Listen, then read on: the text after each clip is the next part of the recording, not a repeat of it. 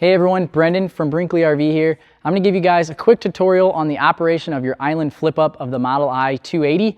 Unfortunately, we were not able to get a unit here in the studio, but it is similar to the Model Z 2700 and 3200 as for the operation. So we're going to repurpose that video to get you guys something here a little bit sooner.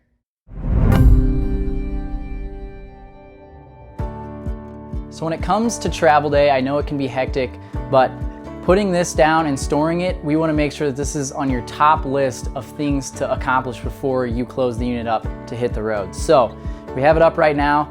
I will push the bracket in, drop it down, and on the bracket itself, there is a limit switch. So I flipped it down. It's kind of a two-stage. You'll flip it down and then you'll actually push the countertop in and you'll hear a little click of the limit switch. So that now is notifying the hydraulics that you can operate the slides and the leveling. So you want to ensure that that is in. Now, if you're going down the road and this were to pop out in the first stage, just like that, there is a red light right next to your monitor panel notifying you, hey, that limit switch is no longer depressed by the island flip up. You need to go check it out.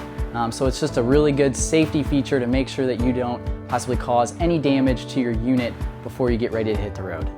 One thing I wanted to note differences between the Model I and the Model Z with the island flip up.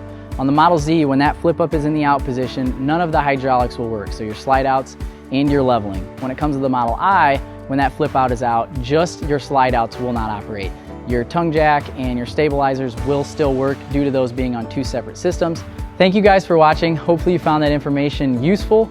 We will be doing another video in the near future, but we wanted to get something out to you guys sooner rather than later. But be on the lookout for a Model I 280 specific video.